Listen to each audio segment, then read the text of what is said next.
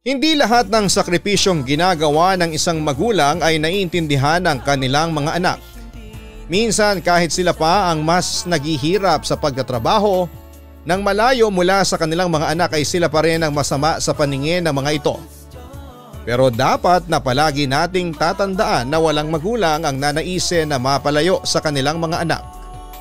Kaya ang pagtatrabaho nila sa malayo ay isang malaking sakripisyo na kanilang ginagawa para sa kanilang mga anak. Dear Papa Dudut, kapag naging isang magulang ka na ay doon mo talaga mararamdaman na kaya mong gawin ang lahat para sa isang tao alang-alang sa pagmamahal mo sa kanya. Kahit gaano kahirap ay kaya mong tiisin para lamang sa ikabubuti ng anak mo. Walang sino mang magulang ang kayang tiisin ng kanyang anak at wala ring magulang ang kayang makita na nahihirapan ang anak niya. Napatunayan ko ito nang dumating ang nag-iisang anak ko na si Precious sa buhay ko. Magandang araw sa iyo Papa Dudut, itago mo na lamang ako sa pangalang Lorna. 45 years old at isang single mother mula sa Misamis Occidental. Naging single mother ako nang mapagpasyahan kong iwanan ng tatay ni Precious kahit na gusto at kaya akong panindigan nito dahil nalaman kong kabit ako nito. Hindi naging totoo sa akin ang tatay ni Precious tungkol sa kanya kaya huli na noong nalaman kong hindi lang pala ako ang karelasyon niya. Para iwas ang anak ko sa posibleng gulo ay nag-decide akong itaguyod na lamang siya ng mag-isa kahit na alam kong mahihirapan ako. Papa Dudut, dahil mahirap lang kasi kami dahil hindi rin ako nakapagtapos ng pag-aaral. Hindi ko rin natapos ang high school kasi noong third year na ako. Namatay ang tatay ko at kami na lang ng nanay ko ang natirang magkasama. At dahil sa nangyaring yon ay kinakailangan kong magtrabaho para matulungan si nanay sa pang-araw-araw namin. Noong una ay rumaraket lamang ako ng labada sa isang kapitbahay namin na mayaman sa lugar namin. Pero kinalaunan, inalok ako nito na maging kasambahay. Dito na rin ako nagsimula sa pagiging isang yaya. Naging yaya ako ng apo ng amo ko noong nangailangan na sila ng bagong mag-aalaga rito na nakatira sa Maynila.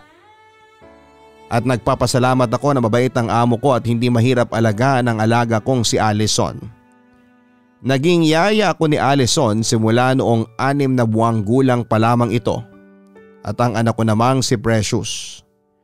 Magta-3 taon pa lamang noon.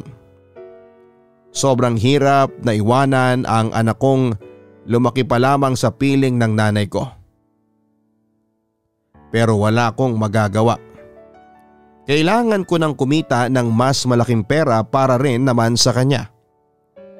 Gusto ko kasing paghandaan ang pag-aaral niya ng maaga pa lamang ng panahon na yon.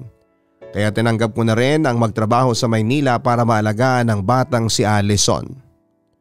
Habang lumalaki si Allison ay hindi naman siya mahirap alagaan noon. Mabait kasi siyang bata, malambing at masunurin. Kaya lang lumaki ring sakitin ng bata at ang sabi ng mga amo ko ay mahina ang kanyang immune system. Kaya madali siyang magkasakit. At dahil doon ay madalas siyang nauospital lalo na noong nasa 5 taong gulang na siya. Pareho pa namang palaging busy sa trabaho ang mga magulang niya. Kaya kapag nauospital si Allison ay ako ang madalas na kasama niya. Lorna, kumusta na si Allison? Tanong ni Sir Fred sa akin nang tumawag siya sa cellphone ko. Mahimbing na pong natutulog. Hindi po tulad kanina na maya't mayang umiiyak. Sagot ko naman. Nasa ospital ako noon kung saan ay nakakonfine si Allison na isinugod ko dahil nahihirapang huminga. Salamat naman kung ganon. Mabuti na lang talaga at nandiyan ka, Lorna. Sobrang maaasahan ka talaga pagdating kay Allison.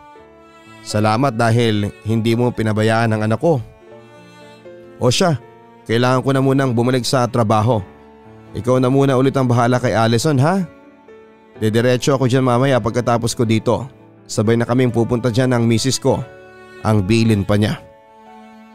Sige po sir, may gusto po ba kayong pagkain mamaya? Tanong ko. Huwag mo na munang isipin yun, Lorna. Ako na ang bahala sa pagkain mamaya.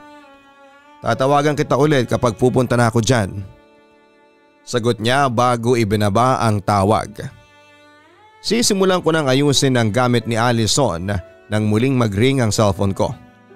Akala ko ay si Sir Fred ulit ang tumatawag at may ipapahabol na bilin. Pero nagulat ako ng pangalan ni nanay ang nakita ko sa cellphone ko. Hindi kasi yon ang schedule ng tawag ni nanay sa akin kaya nagtaka talaga ako. Nang sagutin ko naman ang tawag niya ay masaya niyang ibinalita sa akin noon na nasa top 3 sa buong klase ang anak kong si Precious. Na noon ay nasa grade 3 na. Sobrang natuwa ako nang marinig ko yon dahil napapansin ko rin na masipag talagang mag-aral ang anak ko at sadyang matalino. Yung recognition nga pala ni Precious sa susunod na linggo na ha. Hinihiling nung bata na sana makasama ka raw niya para ikaw ang magsabit ng medalya niya sa kanya. Pwede ka bang magpaalam sa amo mo kahit na ilang araw lang sa susunod na linggo? Tanong ni nanay. Kung pwede nga lang na ngayon pa lang ililipad na ako papunta dyan kasi miss ko na kayo eh. Lalo na si Precious. Kaya lang hindi punay. Malungkot na sagot ko. Ano ang ibig mong sabihin? Bakit hindi po pwede? Mahigpit ba ang amo mo dyan? Sunod-sunod na tanong ni nanay. Hindi naman po sa ganon, Nay. Kaya lang po may sakit kasi ngayon ang alaga ko. Kailangan niya po ako kaya hindi ako makakauwi dyan sa atin. Pasensya na po, sagot ko. Paano naman yung anak mo kailangan ka rin niya doon sa recognition niya? Yung pinaghirapan mo dyan sa Maynila, eto na may bungang hatid na ang anak mo dahil pinagbubutihan niya ang pag-aaral para sa iyo. Sayang naman kung hindi ka makakarating. Hindi ba pwedeng may mga magulang muna niya ang magbantay sa bata? Sa'yo na lang ba talaga sila laging nakaasa para sa anak nila? Malungkot na tanong pa ulit niya. Sobrang busy po kasi ng mga amo ko sa trabaho. Hindi sila pwedeng hindi pumasok sa opisina kasi marami silang inaasikaso sa meeting sa mga kliyente nila. Pagkukwento ko naman. Ano ba naman yan? Wala silang oras sa anak nila. Paano ang anak mo? Parati mo na lang siyang hindi napupuntahan kapag may mahalagang okasyon sa buhay niya. Parang mas pinipili mo pa yung alaga mo kaysa sa apo ko. May himig ng pagtatampo na wika ni nanay. Hindi ko naman po pinipili si Allison kasi si Precious pa rin po ang anak ko. Naawa lang din po ako sa alaga ko kasi wala siyang makakasama. Pasensya na po talaga kayo, Nay. Kung kaya ko lang gawa ng paraan na makauwi ka agad dyan gagawin ko yun. Sagot ko naman sa kanya. O siya, sige na. Yun lang naman ang tinawag ko sa iyo ngayon. Ako nang bahalang magsabi kay Precious. Sige anak, mag-ingat ka parati dyan ha, bye. Paalam ni nanay. Papadudot ang bigat sa loob ko para sa isang ina na kagaya ko ang hindi ko magawang mapuntahan ng importanteng pangyayari sa buhay ni Precious. Hindi lang yon isang beses na nangyari pero marami na akong utang sa anak ko. Ang hirap at ang sakit talaga na mawalay sa pamilya. Kahit na madalas naman kaming magkausap sa tawag, iba pa rin talaga yung nakikita at nakakasama at nakakausap mo sila ng personal. Malaki ang pasasalamat ko sa aking nanay dahil nagagabayan niya ako at si Precious. Kaya lumaking mabait at masunurin ang anak ko. Sa aking mga pagbabakasyon at pag-uwi sa probinsya ay nakikita ko kung paano siya napalaki ng nanay ko. Magalang at masipag si Precious sa mga gawaing bahay. Magaling din ito sa eskwela. Kaya sulit na rin ang pagod at hirap ko sa trabaho kasi nasusuklian naman ng magandang asal at mataas na grado sa paaralan ng anak ko. Lahat ng sakripisyo ko para sa kanya. Kaya naman tuwing birthday niya ay pinipilit ko talagang makauwi ng bahay namin sa probinsya para makapag-celebrate na kasama siya. Palagi ko siyang pinaghahanda ng mga pagkain at iniimbitahan namin ang mga kaibigan niya at mga kamag-anak namin. Sobrang nakakataba talaga ng puso kapag nakikita ko itong masaya ang anak ko, Papa Dudut. Wow mama, tingnan mo po oh. Ang ganda nitong bag na niregalo sa akin. Ang wika ni Precious nang mabuksan ng isang regalo na hawak niya. Kakatapos lang ng birthday celebration niya noon at magkasama kaming nasa sala at nagbubukas ng mga regalong natanggap niya. Oo nga no, ang ganda. Ang galing naman pumili nitong nagregalo sa iyo. Nakita mo ba yung card kung sino ang nagbigay nito? Natutuwang tanong ko. Kay Ninang Grace po ito galing mama. Sagot naman ni Precious. Galing talaga ni Grace pumili ng regalo. O anak, aling regalo naman ang susunod mong bubuksan? Tanong ko. Masaya namang inabot ni Precious ang susunod na regalong bubuksan niya nang biglang mag-ring ang cellphone ko. Nakita ko na si Sir Fred ang tumatawag kaya nagpaalam muna ako kay Precious na sasagutin yon. Akala ko noong una ay may itatanong lamang siya na gamit ng alaga kong si Allison. Pero iba pala ang pakay niya. Nakikiusap siya sa akin noon na bumalik na kaagad ng Maynila kinabukasan dahil nasa ospital na naman daw ang anak nila. At walang magbabantay dito dahil kailangan nilang mag-asawa na bumalik sa trabaho.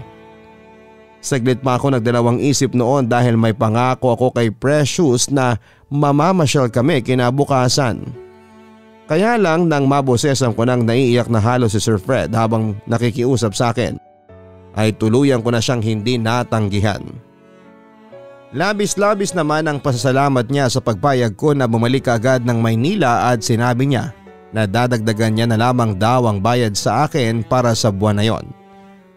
O Lorna, sino yung tumawag at parang bigla ka na lang naging balisa dyan? Pag-uusisa ni nanay nang abutan niya ako sa may labas ng bahay. Yung amo ko po nay, pinapauwi na po niya kaagad kasi ako eh.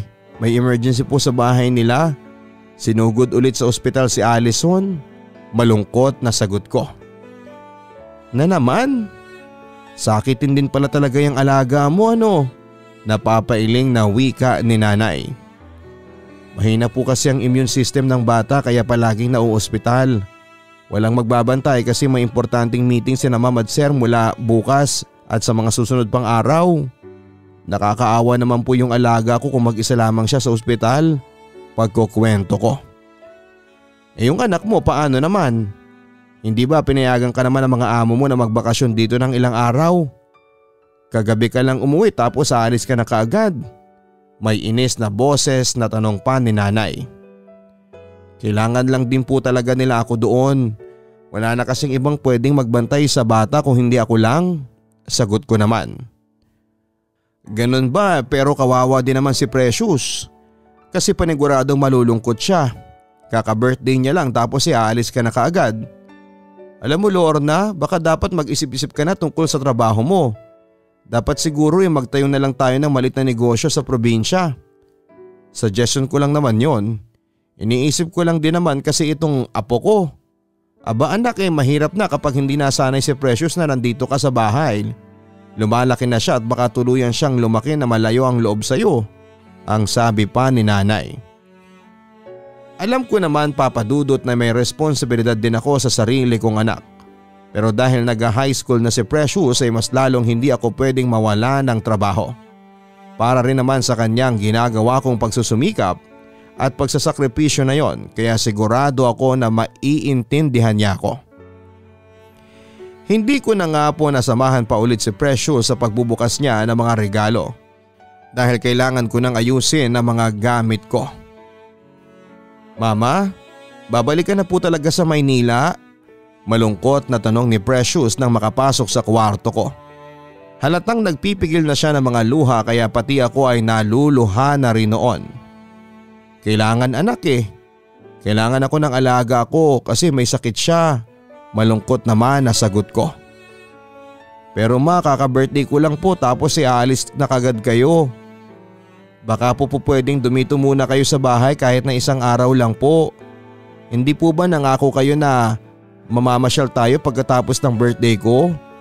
Umiiyak na pakiusap pa ni Precious. Oo nga, pero kasi hinahanap na ako ng amo ko.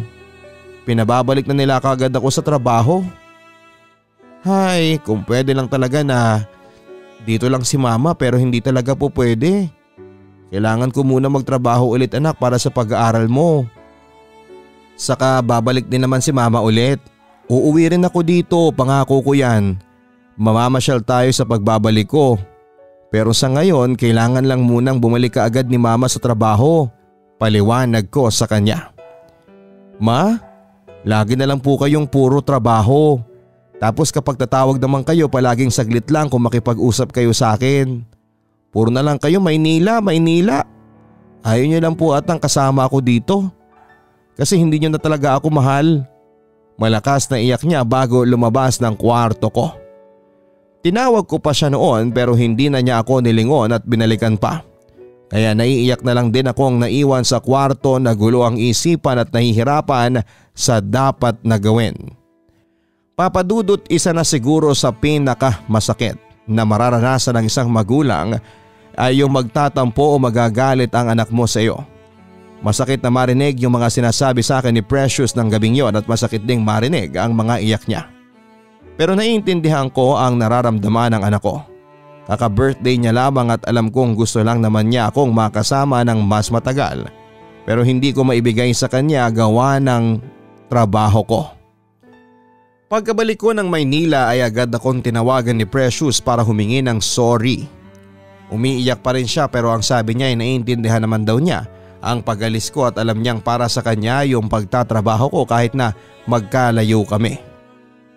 Nagpapasalamat ako na kahit bata pa ang anak ko ay naiintindihan niya ang pagsasakripisyo ko para mabigyan siya ng magandang buhay sa probinsya. Ayoko rin naman talagang mapalayo sa anak ko habang lumalaki siya pero kung mananatili ako sa probinsya namin ay wala akong maayos na trabaho na makukuha na may magandang sahod. Nagpatuloy si Precious sa pag-aaral ng mabuti at hindi naman kami nawawala ng communication kahit na nagiging busy na rin ako sa trabaho dahil lumalaki na rin si Allison. Kaya lang patuloy pa rin siya sa pagiging sakitin na bata kaya palagi pa rin akong nasa tabi niya sa halos lahat ng oras sa loob ng malaki nilang bahay. Bukod sa malayo ako sa anak ko ay wala naman akong ibang mairereklamo sa pagiging yaya ko kay Allison dahil palagi ring may dagdag ang pinapasahod sa akin ng mga amo ko. Siguro kasi alam nila kung gaano ako kasipag sa pag-aalaga sa anak nila. Yung tipo na ako na halos ang tumatayong mga magulang ng bata pagdating sa pag-aalaga dito. Ewan ko ba, sakit na yata ng ibang mayayaman ang maging workaholic kaya nauubos na ang oras nila sa trabaho at wala nang natitira para sa kanilang anak. Pero minsan naiisip ko na ganon din pala ako. Dahil nauubos din sa pag-aalaga ko kay Allison ng oras ko na dapat ay inilalaan ko rin kahit papaano sa anak kong si Precious. At kahit nagigilty ako, ang iniisip ko na lamang noon ay alam naman ng anak ko na para sa kanya ang ginagawa kong pagtatrabaho. Pero minsan talaga ay hindi rin maiwasan na magkaroon siya ng tampo sa akin. Kahit gaano naman kasi kahaba ang pasensya ng isang tao ay darating ang araw na mauubos din yon. At makakaramdam siya ng pagod at siguro nagsimula yon nang nagdadalaga na si Precious.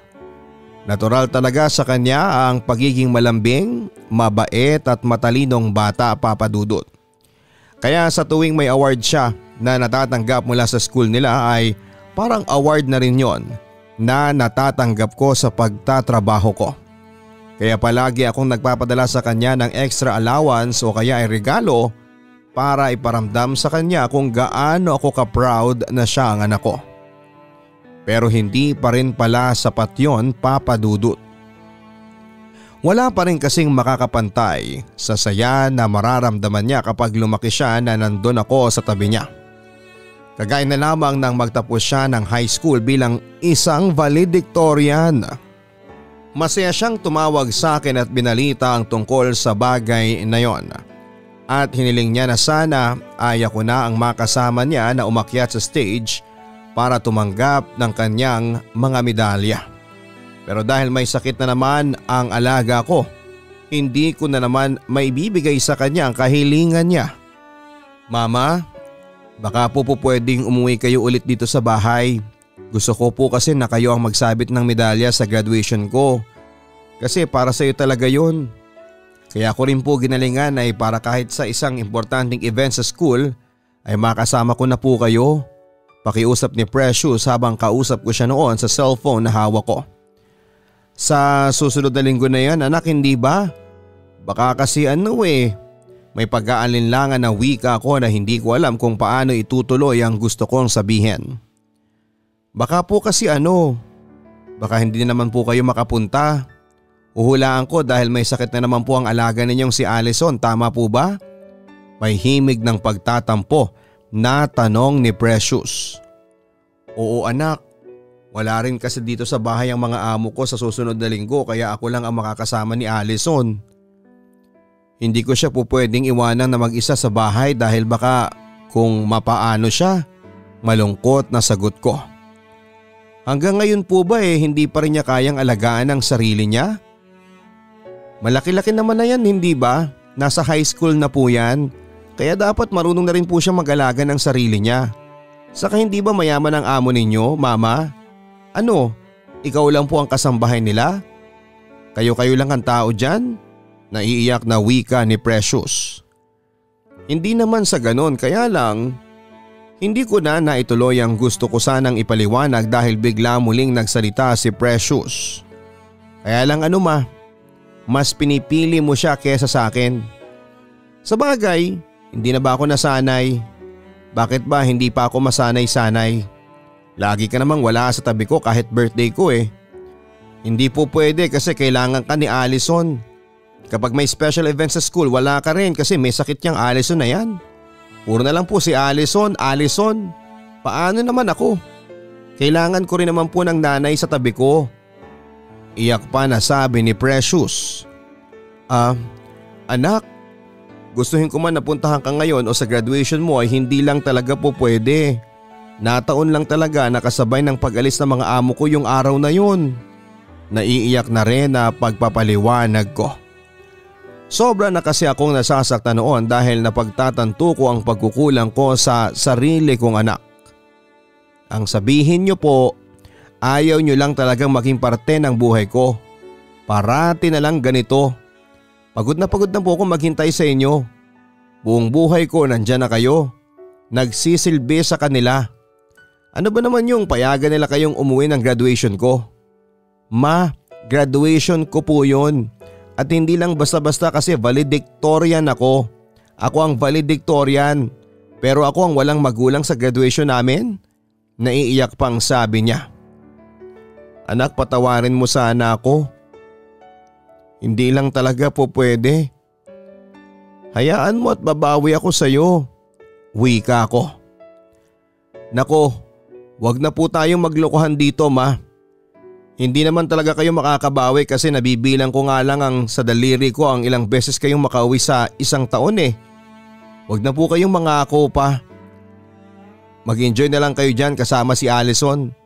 Total, mas importante naman siya sa inyo, hindi ba? O sige po, saka na lang siguro tayo mag-usap ulit. Bye po, huling sabi niya. Papadudot, hindi ko akalain na marinig ko ang mga salitang yon galing sa anak ko. Ang sakit-sakit. Ang bigat-bigat. Sobrang nakakadurog sa puso na malaman na may mga sama na pala siya ng loob sa akin na hindi nasasabi. Hindi naman sa mas pinipili ko ang trabaho ko at si Allison pero kailangan kong magtrabaho ng mabuti para kay Precious.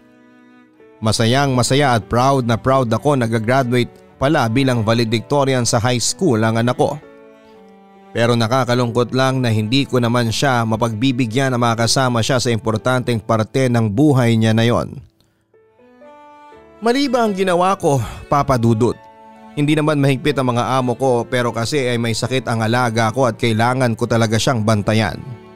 Lalo na't wala ang mga magulang ni Allison sa panahon na yon. Hindi ko naman siya maiwanan sa ibang kasambahay sa bahay dahil sa akin lang nakikinig si Allison. at ako lang din ang may kabisado sa mga pangangailangan nito. Hindi ko siya magawang iwanan na lamang ng basta-basta. Ang hirap ng sitwasyon ko, Papa Dudut. Gustong gusto kong makasama ang anak ko, kaso hindi naman kami hinahayaan ng panahon. Hindi ko rin pwedeng pabayaan na lamang ang alaga ko kaya gulong-gulo na talaga ang isipan ko noon. Hanggang isang araw ay kinausap ako ng masinsina ng mga amo ko. Medyo seryoso pa sila sa pakikipag-usap sa akin kaya akala ko ay may nagawa akong mali o kasalanan sa kanila. Yun pala ay sasabihin lang nila na inaayos na magmamigrate na silang pamilya sa Amerika. Doon na raw kasi nila balak mamuhay at ipagpatuloy ang pagpapagamot sa anak nilang si Allison. Kaya ang gusto sana nila ay sumama na ako sa kanila. Napalapit na rin daw kasi ako kay Allison at sigurado raw sila na mahihirapan din ang bata kapag nalayo sa akin. Ayaw din daw sana nilang kumuha ng ibang yaya dahil malaki na ang tiwala nila sa akin, lalo na pagdating sa kanilang anak. Sinabi rin nila noon na wala na akong dapat alalahanin tungkol sa pag-aayos ng mga papeles ko sakali man na sumama ako sa kanila, dahil sila na raw ang magiging bahala doon. At ayos lang din daw kahit na rumakit pa ako sa iba pang mga trabaho sa Amerika kagaya ng ibang ginagawa ng mga OFW doon. Basta huwag ko lang daw pababayaan ang pag-aalaga sa anak nila. Nangako rin sila ng mataas na pasweldo sa akin na magiging malaking tulong daw sa pag-aaral ng anak kong si Precious sa kolehiyo. Napakaganda ng offer nilang yon sa akin, Papa Dudut. Na-imagine ko na ang magandang buhay na pwede kong maibigay kay Precious kung sakaling sumama ako sa kanila sa Amerika. Kaya lang, alam ko ang magiging kapalit noon ay ang lalong paglayo ng loob sa akin ni Precious. Kaya sinabi ko sa amo ko na kailangan ko munang pag-isipan ang inaalok nilang trabaho sa akin. At dahil naguguluhan ako sa dapat kong maging desisyon ng kapitbahay at malapit kong kaibigan na si Carla, ang naisip ko na kwentuhan ng tungkol sa bagay na yon, Papa Dudut. Ano ba yung offer na trabahong sinasabi mo dyan? Tanong ni Carla. Balak na kasi na mag-migrate nila Sir Fred sa Amerika tapos gusto nila akong isama. Pinangakuan pa ako nila na silang mag-aayos ng mga papeles ko. Wala akong gagastusin. Tapos mas maganda pa yung magiging pasahod nila sa akin. Kwento ko. Ayos yun ah. Bakit parang namumroblema ka pa dyan? Ang ganda na nga ng offer sa'yo ng mga amo mo. Ang wika pa ni Carla. Carla, may anak ako maiiwan sa probinsya. Lumaki siya na halos wala ako sa tabi niya. Bihirang-bihira akong makauwi tapos may tampo pa rin siya sa akin kasi hindi ako nakahuwi noong high school graduation niya. Valedictorian pa naman yun. Isa pa tumatanda na rin ang nanay ko. Silang dalawa lang ang magkasama sa probinsya namin kaya nagwo-worry rin talaga ako. Ang kwento ko pa sa kanya. Alam mo Lorna, yung mga ganyang pagkakataon dapat hindi mo na yung pinapalampas. Ganyan rin ang nangyari sa akin ilang taon nang nakaraan, sa ibang amo ko naman yon. Nag-migrate sila at isinama ako sa abroad. Ayun, ang laki ng naipon ko. Nakapagpatayo ako ng bahay namin sa probinsya tapos napag-aral ko rin yung pamangkin ko. Ang kwento pa niya. Ganun ba? Maganda nga ang benepisyo ng pagsama sa mga amo ko sa abroad kung ganun. Gaano katagal ka naman doon? Tanong ko. Mga 3 taon din siguro. Kinakailangan ko lang na bumalik ulit dito dahil namatay na yung inaalagaan kong matanda doon. Kaya naghanap ako ng ibang amo kaso dito pa rin sa Pilipinas ang bagsak ko. Pero kung ako sa iyo kunin mo na talaga yung offer ng amo mo para rin sa pag-aaral ng anak mo. Pangungumbinsin niya sa akin. Hay, ewan. Ang hirap talagang mag-decide sa buhay no? Hindi naman sa ayaw ko ng pagkakataon na yon pero ayaw ko rin naman na lalong mawala ang loob ng anak ko sa akin. Nag-iisang anak ko nga lang yun tapos magkakatampuhan pa kami. Malungkot na sabi ko. Ikaw ang bahala pero sayang ang opportunity na sinasabi ko sa'yo. Mas kaya mong bigyan ng magandang buhay ang anak at nanay mo kapag sumama ka sa mga anak mo. Bibihira lang din sa mga tulad natin ang ma-offera ng ganyan no? Kaya kunin mo na, ang wika pa niya. Papadudot, sobrang nakaka-tempt na pumayag sa gusto ng mga amo ko na isama nila ako sa abroad dahil nga sa mga benepisyong sinasabi nila. Iniisip ko rin talaga ang pangkolehiyo ni Precious, lalo na't gusto ko sanang i-enroll naman siya sa isang pribadong eskwelahan sa kolehiyo. Kaso unang sumagi sa isipan ko ay paano naman ang anak ko? Paano na kami magkakasama ni Precious? Baka lalo lang lumaki na may kinikimkim itong sama ng loob sa akin.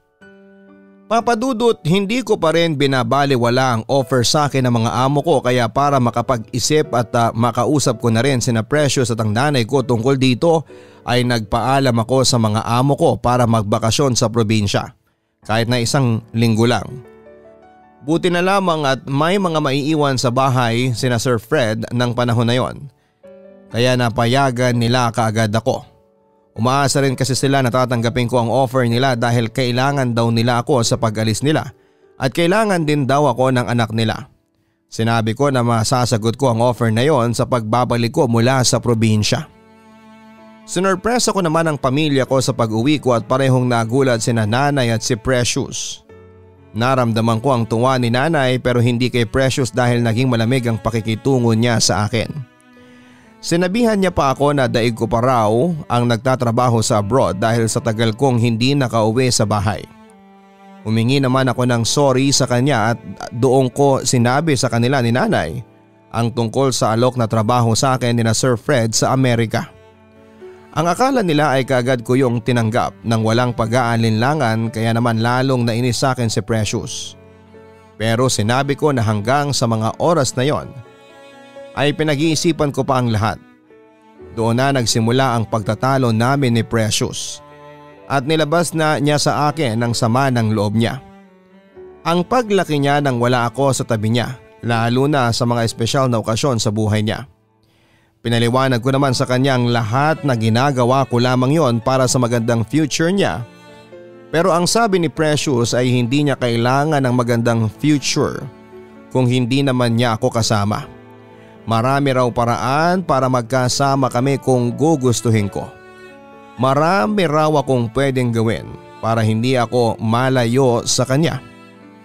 Dahil hindi ko raw alam ang hirap na nararanasan niya habang lumalaki siya na walang nanay sa tabi niya. Pilit kong pinapaintindi sa kanya noon na hindi lang naman siya ang nahihirapan sa sitwasyon namin. Pareho kami at hindi madali sa akin ang malayo sa kanya. Pero sa sobrang sakit siguro ng nararamdaman niya noon ay naging sarado na ang isipan niya at puro sariling nararamdaman na lamang niya ang sinasabi niya. Wala namang ina ang gustong malayo sa anak niya at hindi ko alam kung bakit hindi yon maintindihan ni Precious na lahat ng ginagawa kong paglayo at pagsasakripisyo ay dahil sa pagmamahal na nararamdaman ko para sa kanya. Kung gusto niyo talaga ako makasama, bakit hindi niyo na lang po ako sinama sa Maynila para hindi na tayo nagkalayo pa, mama? Noon naman ay naiiyak na tanong ni Precious sa akin. Dahil hindi talaga ganon kadali ang buhay sa Maynila. Ayokong maranasan mo din ang hirap na nararanasan ko doon. Sagot ko. Pati ako noon ay naiiyak na rin. Noon ko lang kasi narinig ng harapan ang lahat ng mga hinanakit niya sa akin. Bahala na po kayo. Ma, ikaw nang bahala kung sasama ka dyan sa magaling na Allison na yan o hindi. Total siya naman talaga ang anak mo at hindi ako. Pero kapag sumama po kayo sa kanila, utang na loob, kalimutan nyo na lamang po ako na may babalikan pa kayong anak sa Pilipinas dahil kahit kailan, hindi ko naman kayo naging ina. Sigaw pa niya sa akin bago padabog na pumasok sa kanyang kwarto. Naiwan na lamang akong naiiyak habang nakayakap kay nanay noon. Alam ko naman na malaki ang naging pagkukulang ko sa anak ko, pero yun ba talaga ang dahilan para magkaganon siya sa akin? Nay, mali po ba ako ng napiling trabaho? Naiiyak na tanong ko kay nanay dahil pakaramdam ko noon ay wala na akong nagawang tama. Anak, wala ka lang choice noong una. Pero tama ang anak mo sa ibang mga sinabi niya. Ilang beses na kitang sinasabihan na pwede ka namang magtayo ng negosyo na lang dito sa atin. Kasi may mga naipon naman na tayo. Pero hindi ka nakikinig sa akin. Pinili mo pa ring umalis at magtrabaho ng malayo sa anak mo. Malungkot na sagot naman ni nanay. Pero nay, para naman kay Precious yung mga ginagawa ko. Malaki ang sinasakripisyo ko para mabigyan ng magandang buhay ang anak ko. Pagtatanggol ko sa sarili ko. Nandun na nga tayo anak eh. Alam at naiintindihan ko naman yon, pero intindihin mo rin ang anak mo. Hindi kanya kilala masyado dahil hindi siya lumaki sa'yo. Hindi mo nga alam ang paborito niyang pagkain. Nangungulila sa iyo ang anak mo, Lorna. Kaya pag-isipan mong mabuti ang magiging desisyon mo. Siguro naman ay panahon na para anak mo naman ang piliin mo. Siguro ay panahon na para sarili mong pamilya naman ang alagaan at arugain mo. Tama na yung mga panahon na nag-alaga ka ng anak ng iba. Anak mo naman ngayon, Lorna. Ang payo pa ni nanay. Papadudod sa reaksyon pa lamang na nakuha ko kay Precious at sa sinabi sa akin ng aking nanay ay doon ko na-realize na talagang kailangan ko nang unahin ang anak ko. Marami na ang panahon sa buhay naming dalawa na hindi kami magkasama at ngayon ay dalagang-dalaga na siya. Kailangan ko nang magsimulang bumawi sa kanya dahil doon kahit na may kaunting panghihinayang sa dagdag na kikitain ay nag-decide na akong bitawan ng pag-aalaga kay Allison.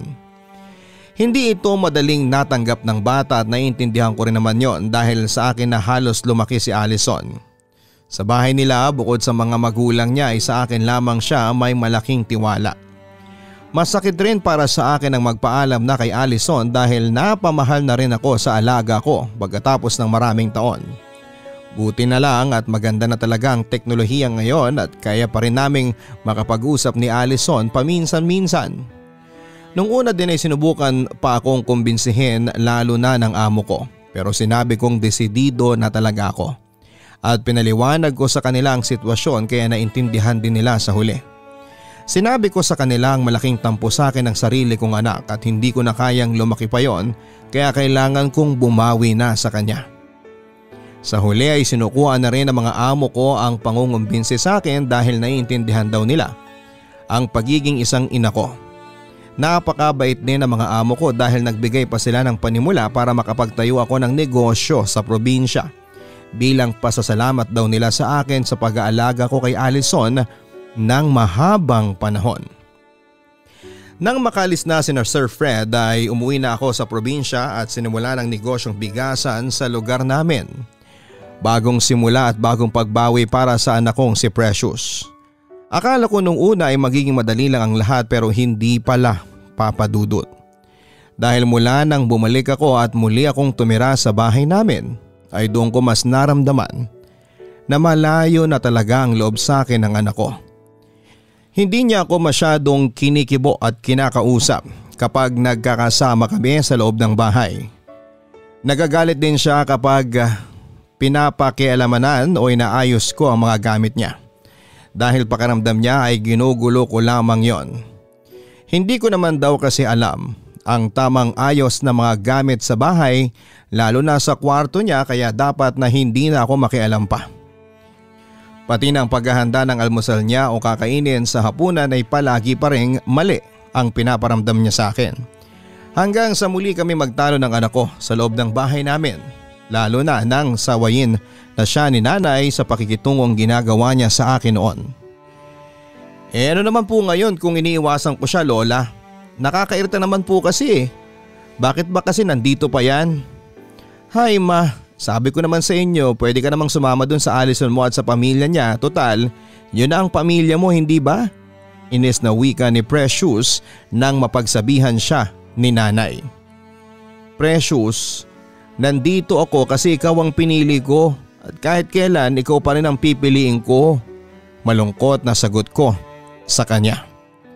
Wow naman, may pang best actress pala akong nanay. Ngayon ko lang nalaman. Sa bagay, kailan ko pa ba malalaman hindi naman kita nakakasama ng matagal. Hay nako, ang dami niyo pong drama.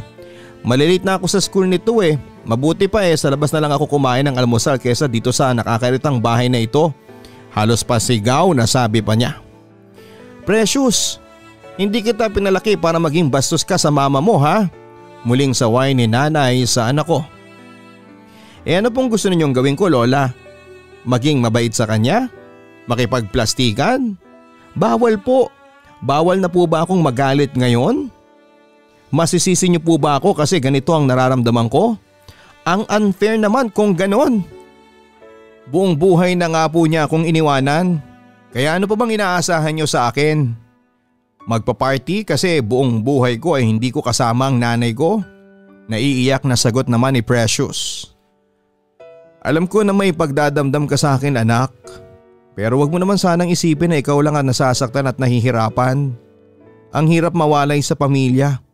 Sobrang lungkot ang nararamdaman ko sa Maynila sa loob ng mahabang taon na yon. Pero tiniis ko kasi akala ko yun ang tamang paraan para mas maalagaan kita at mabigyan ng magandang buhay. Paliwanag ko naman sa kanya habang naluluha na rin ang mga mata ko. Hindi ko naman po kasi hinihinging gawin nyo yan. Huwag niyong isusumbat sa akin yung bagay na yan kasi paulit-ulit ko nang naririnig yan mula sa inyo. Nakakarindi na. Madiin na sagot niya. At paulit-ulit ko rin namang sinusubukang ipaintindi sa iyo kung bakit ko kailangan gawin yon, hindi ba? Kaya nga nandito ako ngayon para bumawi na sa iyo. Ang pinaka-importante sa akin makasama, makapiling at makilala na kita. Mas importante itong lahat kaysa sa pera, kaagad na wika ko. Pero huli na ang lahat, ma.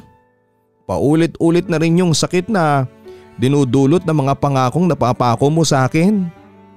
Paulit-ulit lang akong umaasa hanggang sa napagod at nasanay na akong wala ka sa tabi ko. Sana nga hindi ka na lang bumalik dito Kasi mas lalo lang akong nabubwisit sa buhay ko ngayon. Dahil kahit kailan, hindi mo maiintindihan ang nararamdaman ko. Sigaw ni Precious kaya hindi ko na napigilan ang sarili ko na masampal siya na kaagad ko namang pinagsisihan. Anak, sorry. Nabigla lang ako, patawarin mo ako. Kaagad na paghingi ko ng tawad sa kanya. Napatras naman si Precious nang akmang lalapitan ko na siya. Sana talaga hindi mo na lang ako binalikan. Sana sumama ka na lang sa Amerika para tahimik lang ang mundo ko ngayon.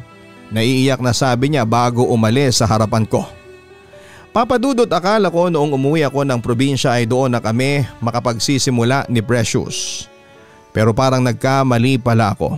Lalo pa atang sumama ang loob niya sa akin kasi araw-araw niya akong nakikita. May mga araw nga na dahil sobra akong nasasaktan sa mga nasasabi sa akin ni Precious ay naiisip ko na lamang na bumalik na sa mga amo ko. Pero hindi ko na rin kayang mawalay pa kay Precious.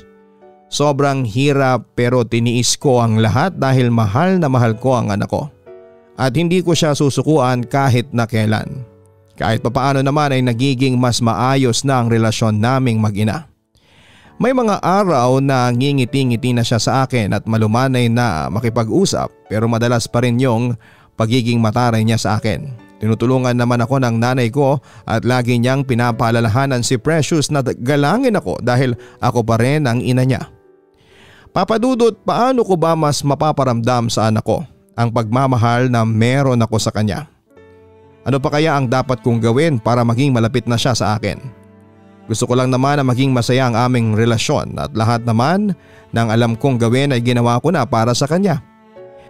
Pinagsisilbihan ko siya araw-araw at sinusubukan kong maging hindi masyadong mahigpit sa kanya at iniintindi ko ang mga mood niya.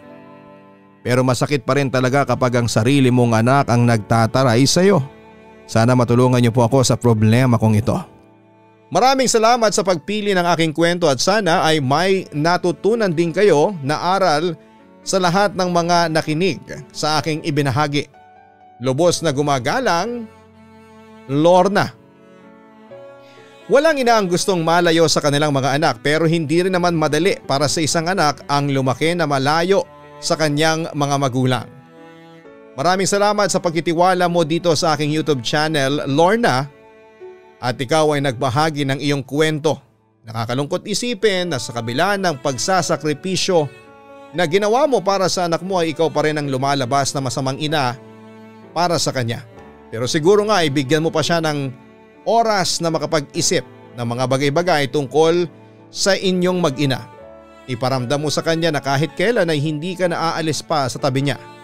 At palagi mong ipakita sa kanya kung gaano mo siya kamahal. Mahirap ito pero huwag kang sumuko na muling mapalapit sa kanya.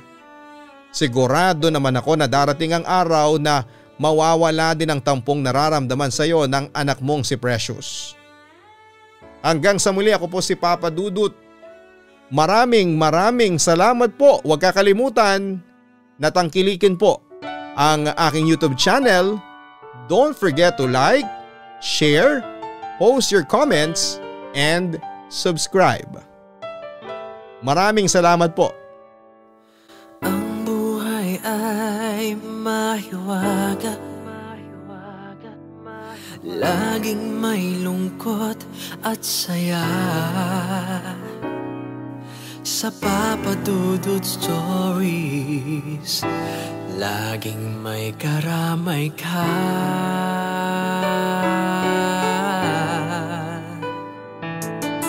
Mga problemang kay bigat, dito ay pakikinggan ka. Sa Papa Dudut Stories, kami ay iyong kasama. Dito sa Papa Dudut Stories, ikaw ay hindi nag-iisa.